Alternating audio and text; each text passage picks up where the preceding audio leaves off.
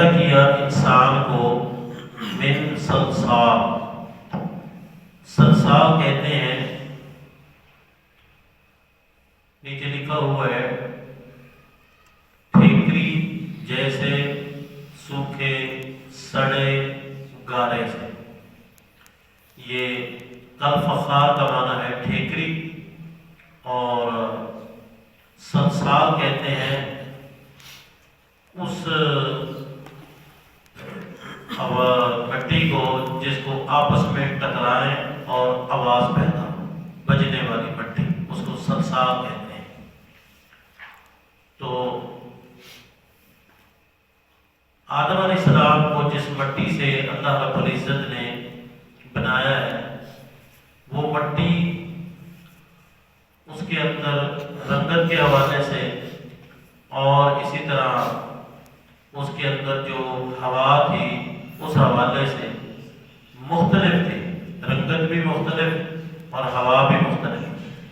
کسی جگہ آیا ہے صلصال کالفخار، اور کسی جگہ یوں آیا ہے کہ وَلَقَدْ خَلَقْنَا الْإِنسَانَ مِنْ سُلَالَةٍ مِنْ طِينٍ، اور مختلف الفاظ آئے ہیں، اسی لیے جس مٹی سے بنایا گیا تو اس مٹی کی رنگت، اس مٹی کی ہوا مختلف تھی، جس کی بنا پر انسانوں کی رنگت، انسانوں کے اندر مزاج، طبیعت، اور اسی طرح بعض انسانوں کے پسینے میں ہوا کیسی ہوتی ہے، بعض کے پسینے میں ہوا کیسی ہوتی ہے۔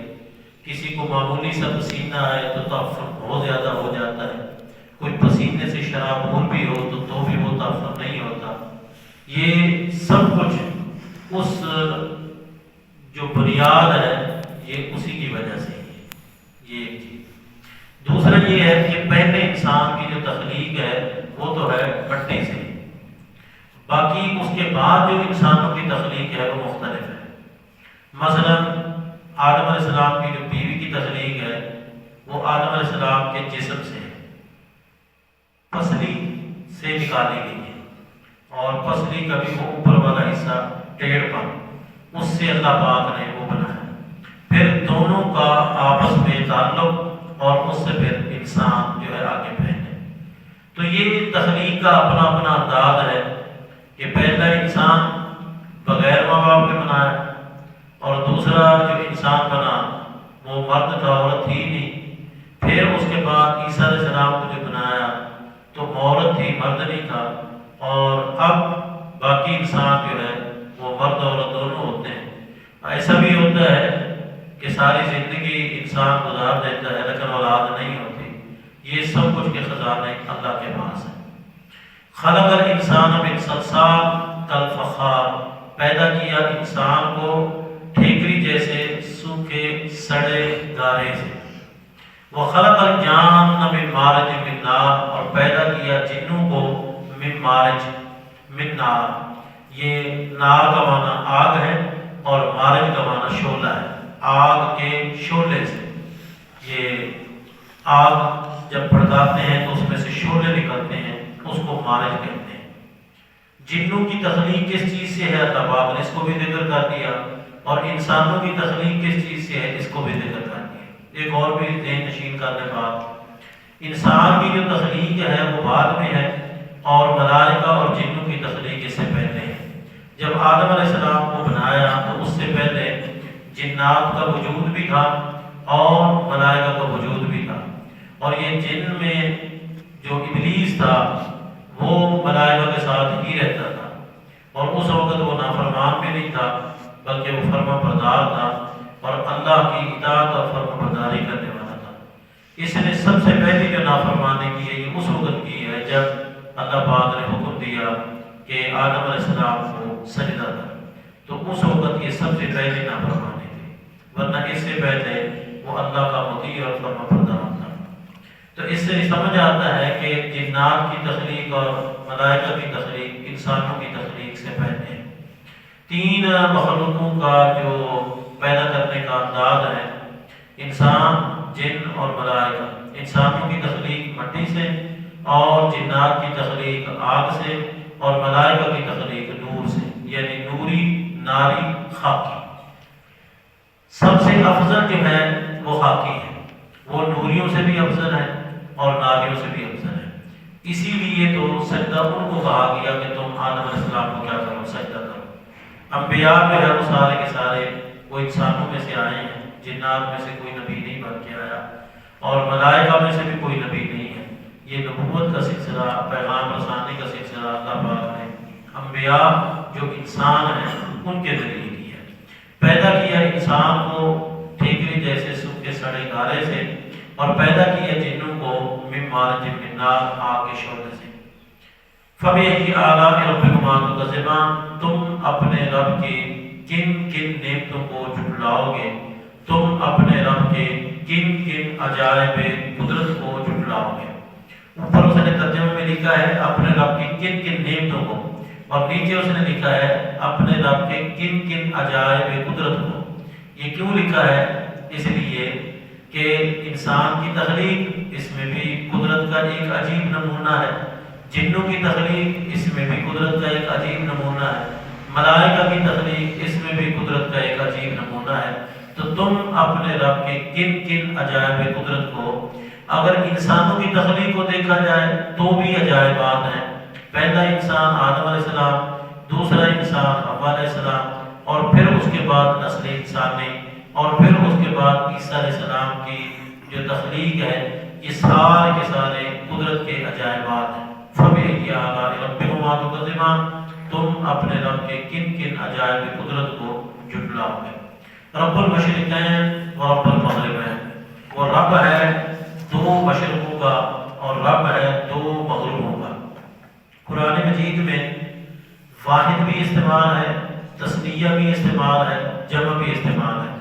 رب المشرق والمغرب بھی ہے، رب المشرقین والمغربین بھی ہے، اور رب المشارق والمغارب بھی ہے۔ واحد بھی ہے، تثنیہ بھی ہے، جمع بھی ہے۔ اس کا کیا مطلب ہے؟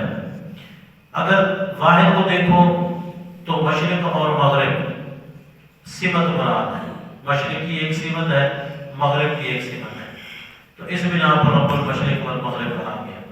اگر دیکھو رب المشرقین و رب المغربین تثنیہ کو، دو دو کو، تو اس میں مفسرین نے لکھا ہے کہ سردی اور گرمی کی، مشرق اور مغرب، سردی اور گرمی کی، رب المشرقین و رب المغربین، اس اعتبار سے جو ہے وہ کیا، وہ تثنیہ کہہ دیا کہ سردی کی اور مشرق اور گرمی کی اور مشرق، سردی کی اور مغرب، گرمی کی اور مغرب۔ اور اگر دیکھا جائے رب المشارق والمغارب، تو اس سے مراد یہ ہے روز کی بنیاد پر جو مشرق اور مغرب میں کیا ہو رہی ہے، تبدیلی ہو رہی ہے، تو اس بنا پر پھر جمع کا، تو سمت مراد ہو تو واحد، اگر سردی اور گرمی کو دیکھو تو تثنیہ، اور اگر روزانہ کی بنیاد کو دیکھو تو پھر مشارق اور مغارب۔ رب المشرقین و رب المغربین، رب ہے دونوں مشرقوں کا اور رب ہے دونوں مغربوں کا، تو تم اپنے رب کی کن کن قدرتوں کو جھٹلاؤ گے اے جنوں اور انس۔ یہاں مشرق اور مغرب یہ اللہ کی کیا ہے، نعمت ہے۔ اگر مشرق ہی رہ جائے، مغرب نہ ہو، تو پھر نتیجہ کیا نکلے گا؟ اگر مغرب ہی ہو اور مشرق نہ ہو تو نتیجہ کیا نکلے گا؟ کتنے ہی ایسے زندگی کے مسائل ہیں جن کا تعلق مشرق اور مغرب سے ہے، یعنی سورج اور چاند سے ہے، دن اور رات سے ہے۔ ایک انسان کی زندگی میں کتنی سہولیات ہیں دن اور رات کے حوالے سے، کھانے پینے، پہننے کے حوالے سے، سونے کے حوالے سے، سفر و حضر کے حوالے سے، موسموں کے حوالے سے، یہ سب کچھ مشرق اور مغرب، یہ سورج اور چاند، یہ طلوع اور غروب، اس میں اللہ کی کتنی نعمتیں ہیں۔ تو تم اپنے رب کی کون کون سی نعمتوں کو جھٹلاؤ گے؟ مرج البحرین یلتقیان، مرجع کا معنی رواں کیے، جاری کیے، البحرین دو دریا، یلتقیان جو آپس میں ملتے ہیں، بینہما ان دونوں کے درمیان، برزخ ایک پردہ ہے، لا یبغیان جو وہ ایک دوسرے کی حد سے تجاوز نہیں کرتے۔ یہ مناظر روئے زمین پر مختلف جگہوں میں انسانوں نے دیکھے ہیں۔ کہتے ہیں کہ افغانستان کے اندر دو ہی دریا چل رہے ہیں، اور ایسے نہیں ہے کہ الگ الگ ہیں، بلکہ ایک ہی جگہ پہ دو دریا ہیں، رنگت ایک کی ایک جیسی اور دوسرے کی اور جیسی، اور پھر ان کے درمیان ایک پٹی ہے جو نظر آتی ہے، اس طرف پٹی کے پانی کا رنگ اور ہے، دوسری طرف پٹی کے پانی کا رنگ اور ہے، اس کا ذائقہ اور ہے، اس کا ذائقہ اور ہے، اور درمیان میں اگر آپ ہاتھ لگاؤ تو اندر نیچے کچھ بھی نہیں ہے، یہ اوپر ہی پردہ ہے جو نظر آ رہا ہے۔ اور بھی کچھ ممالک ہیں جہاں اس قسم کے مناظر انسانوں نے اپنی آنکھوں سے دیکھے ہیں۔ اللہ پاک نے بینہما برزخ لا یبغیان، ان دونوں کے درمیان ایک پردہ ہے جو ایک دوسرے سے تجاوز نہیں کرتا۔ یاد رکھیں، ہم جس جہان میں بیٹھے ہیں اس کے بعد ایک اور جہان ہے، اور اس کے درمیان بھی ایک پردہ ہے، بس جو ہی روح نکلے گا وہ پردہ ہٹ جائے گا، اور پھر ایک انسان اور جہان میں چلا جائے گا، وہاں جو کچھ ہے پھر انسان اپنی آنکھوں سے وہ دیکھے گا کہ وہاں کیا ہے۔ یہ درمیان میں ایک پردہ ہے جس پردے کی وجہ سے ہم ان کو نہیں دیکھ سکتے، وہ ہمیں نہیں دیکھ سکتے، اور اس کے ساتھ ساتھ ان کی بھی ایک زندگی ہے، ہماری بھی ایک زندگی ہے، لیکن درمیان میں کیا ہے؟ پردہ ہے۔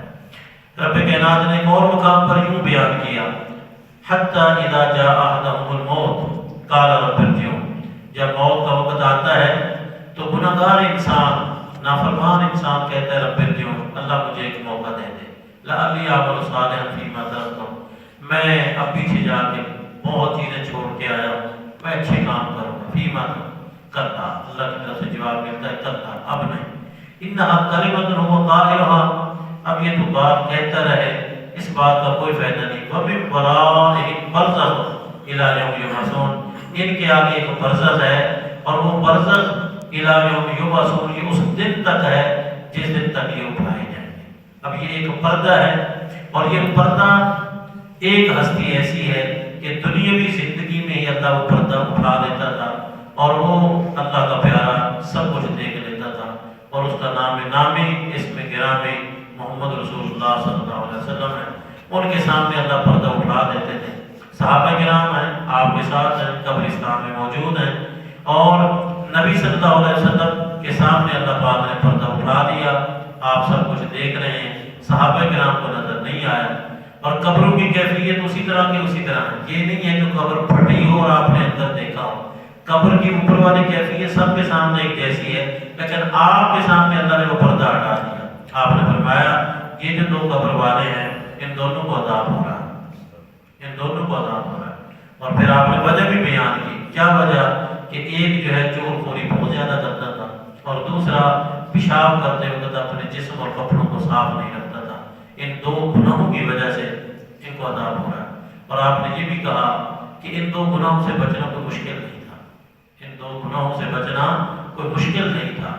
تو پھر آپ نے ایک چھڑی منگوائی، دو ٹکڑے کیے، اور ایک ٹکڑا ایک پر رکھا، دوسرا ٹکڑا دوسرے پر رکھا، اور آپ نے یہ کہا شاید کہ اللہ تعالیٰ، شاید کہ اللہ تعالیٰ، یہ نہیں کہا کہ حتمی بات ہے، شاید کہ اللہ تعالیٰ ان دونوں سے عذاب ہلکا کر دے جب تک یہ خشک نہ ہو۔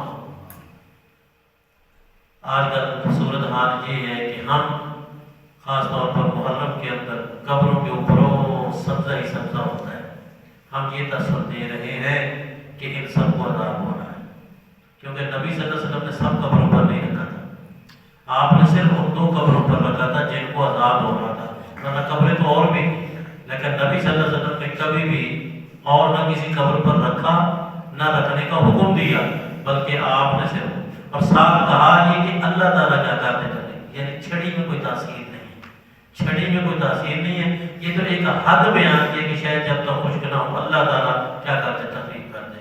ہم اپنے باپ کی قبر پر یہ رکھیں، ماں کی قبر پر یہ رکھیں، تو اس کا مطلب یہ ہم یہ کہہ رہے ہیں کہ ان کو کیا ہو رہا ہے، عذاب ہو رہا ہے، اس لیے یہ کام نہیں کرنا چاہیے۔ کرنے کا کام یہ ہے کہ جب بھی جاؤ قبر پر کھڑے ہو کر ان کے لیے دعا کرو، بس تلاوت ایسے کرنی چاہیے کہ جب بھی آپ قبر پر جائیں سب سے پہلے آپ سورۃ فاتحہ پڑھیں، سورۃ فاتحہ پڑھیں، اس کے بعد درود ابراہیمی پڑھیں، اور اس کے بعد پھر آپ اس میت کے لیے اور باقی سب کے لیے دعائیں پڑھیں۔ یہ طریقہ ہے رسول اللہ صلی اللہ علیہ وسلم۔ اور ایک دعا ایسی ہے جو سب کے لیے ہے، اور وہ ہے جب آپ قبرستان میں داخل ہوں تو اس وقت آپ پڑھیں السلام علیکم یا اہل القبور یغفر اللہ لنا ولکم انتم سلفنا ونحن بنسب۔ اے قبر والو تم پر سلام ہو، اللہ تمہیں بھی معاف کرے، اللہ ہمیں بھی معاف کرے، تم چلے گئے ہو ہم تمہارے پیچھے آ رہے ہیں، ایک نہ ایک دن ہم بھی تمہارے ساتھ کیا ہو جائیں گے، لاحق ہو جائیں گے۔ یہ دعا سکھلائی ہے رسول اللہ صلی اللہ علیہ وسلم نے۔ بینہما برزخ لا یبغیان، ان دونوں کے درمیان ایک پردہ ہے جو ایک دوسرے سے تجاوز نہیں کرتا۔ ویسے یہ تو ہم نے اپنی آنکھوں سے دیکھا ہی ہوگا، ایک جگہ بور کی پانی نکالنے کے لیے پانی کھاری نکلا صحیح نہیں ہے، اسی سے فاصلے کے تو تھوڑا سا آگے کر کے کیا تو پانی صحیح نکل آیا۔ نیچے جو پردہ رکھا ہوا ہے کہ ادھر پانی یہ ہے ادھر پانی وہ ہے، یہ پردہ کس نے بنایا ہے؟ یہ اللہ نے بنایا ہے۔ بینہما برزخ لا یبغیان، ان دونوں کے درمیان ایک پردہ ہے جو ایک دوسرے سے تجاوز نہیں کرتا۔ تم اپنے رب کے کن کن کرشموں کو جھٹلاؤ گے۔